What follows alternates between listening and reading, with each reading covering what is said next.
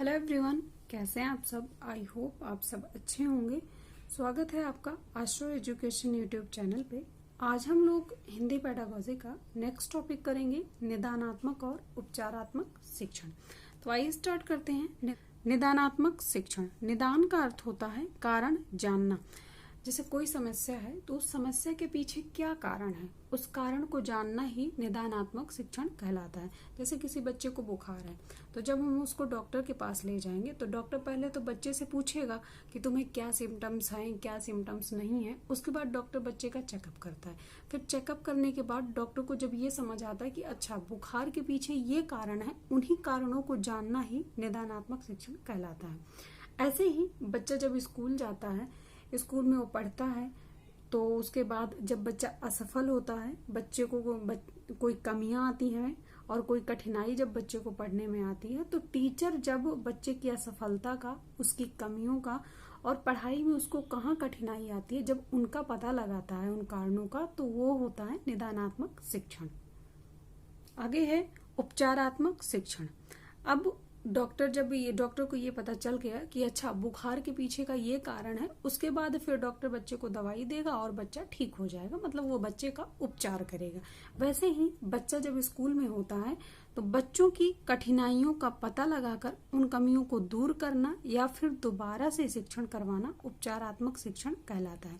जैसे बच्चे की कठिनाइयों का तो पता चल गया है कि बच्चा किस कारण की वजह से असफल हो रहा है, बच्चे को पढ़ाई में कहाँ दिक्कत हो रही है। तो जब उसका पता चल गया है, उसके बाद फिर टीचर क्या करता है कि अपनी कुछ शिक्षण विधियों में बदलाव लाता है, अपने पढ़ाने के तरीके में बदलाव लाता है और कुछ शिक्षण सहायक सामग्री का भी प्रयोग करता है, जिससे बच्चे को वो पढ़ाई, वो सीखना इंटरेस्टिंग लगे और फिर बच्चे को शिक्षण दोबारा से करवाता है। वही होता है उपचारात्मक शिक्षण, कि बच्चे को जहाँ सीखने में प्रॉब्लम आ रही थी, उन परेशानियों को दूर करना या हटाना ही उपचारात्मक शिक्षण कहलाता है। निदानात्मक एवं उपचारी शिक्षण का महत्व। इससे उन बच्चों को लाभ मिलता है जो किन्हीं कारणों से सीखने की क्रिया में पिछड़ जाते हैं। जैसे जो बच्चा नॉर्मल है, पढ़ने में ठीक ठाक है, उसको तो कोई प्रॉब्लम नहीं है, वो तो आराम से सीख लेगा। लेकिन जो बच्चे पिछड़ जाते हैं या जो बच्चे धीरे सीखते हैं, उनको प्रॉब्लम ज्यादा आती है। तो उनके लिए ये इसलिए अच्छा है कि टीचर व्यक्तिगत रूप से उन पे ध्यान देके उनको अलग से जब दोबारा से शिक्षण करवाएगा तो उनके लिए वो ज्यादा हेल्पफुल होता है। ऐसे ही उपचारी शिक्षण द्वारा छात्रों की व्यक्तिगत कठिनाइयां दूर होती हैं और अन्य छात्रों का समय खराब नहीं होता है। इसमें क्या होता है कि जैसे क्लास में 20 बच्चे हैं, अगर उसमें से 2 बच्चों को अगर परेशानी है तो टीचर फिर दोबारा से 20 बच्चों को नहीं पढ़ाएगा, वो 18 बच्चों को और कोई काम दे देगा कि तुम आगे का चैप्टर रीड करो या कुछ और पढ़ने के लिए, कुछ क्वेश्चन सॉल्व करने के लिए दे देगा और इन 2 बच्चों को अलग से बैठाकर समझाएगा, बताएगा और उनके जो यहाँ पे प्रॉब्लम है उनको दूर करेगा। तो इससे क्या होता है कि इससे उन बच्चों का भी टाइम खराब नहीं होता और इन बच्चों का शिक्षण भी अच्छा हो जाता है। ये क्वेश्चंस देखेंगे जिससे यह टॉपिक और अच्छे से क्लियर हो जाएगा। उपचारात्मक शिक्षण की सफलता निर्भर करती है किस चीज पर? उपचारात्मक शिक्षण की सफलता निर्भर करती है। पहला है उपचारात्मक शिक्षण सामग्री पर, भाषिक नियमों के ज्ञान पर, समय व अवधि पर, समस्याओं के कारणों की सही पहचान पर। अब जैसे उपचारात्मक शिक्षण कब अच्छे से सफल होगा? जब हमें ये पता चल जाएगा, निदान के द्वारा ये पता चल जाएगा कि कारण क्या है उसके पीछे। समस्या अगर है तो समस्या के पीछे कारण क्या है, तो जब कारण का पता चल जाएगा तभी उपचारात्मक शिक्षण सफल होगा। अगर कारण ही झूठे होंगे तो फिर उपचारात्मक शिक्षण सफल ही नहीं होगा। तो ये समस्या के कारणों की सही पहचान करना ही उपचारात्मक शिक्षण की सफलता पर निर्भर करता है। तो इसका ये आंसर है। आगे है उपचारात्मक कार्य कब करना चाहिए? प्रत्येक माह पर, प्रत्येक पाठ की समाप्ति पर, वर्ष में 3 बार, वर्ष में 4 बार।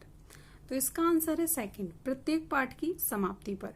अब प्रत्येक पाठ की समाप्ति पर अगर बच्चे को कुछ ना कुछ प्रॉब्लम आ रही है और लंबे टाइम तक अगर उसका उपचार नहीं होगा तो वो इकट्ठा होती जाएगी और बच्चा जैसे पहले चैप्टर में अगर उसको प्रॉब्लम है तो वो दूसरा चैप्टर उसको अगर हम करवाएंगे तो बच्चा अच्छे से नहीं समझ पाएगा, क्योंकि कहीं ना कहीं चैप्टर एक दूसरे से रिलेटेड होते हैं। इसलिए हर पाठ की समाप्ति पर उपचारात्मक कार्य होना चाहिए, जिससे बच्चे की पुरानी समस्या दूर हो सके और आगे उसको सीखने में फिर वो हेल्पफुल हो सके, सुविधाजनक हो सके। तीसरा है हमारा उपचारात्मक शिक्षण का उद्देश्य क्या होता है। नई भाषा के एकांशों को परिभाषित करना नहीं, हाल में सिखाए गए एकांशों का परीक्षण करना नहीं, भाषा के एकांश जो अच्छे से नहीं सीखे उन्हें दोबारा सिखाना यस, भाषा के एकांश जो सीख लिए गए हैं उन्हें दोबारा सिखाना नहीं। उपचारात्मक शिक्षण क्या कहता है कि बच्चे को पढ़ने में जहाँ पे समस्या आई है उस समस्या का समाधान करके बच्चे को दोबारा से पढ़ाना, दोबारा से सिखाना ही उपचारात्मक शिक्षण का उद्देश्य होता है। तो इसका आंसर थर्ड सही है। आई होप ये वीडियो आपको अच्छा लगा होगा। अच्छा लगा हो तो प्लीज वीडियो को लाइक एंड चैनल को सब्सक्राइब करें। Thank you.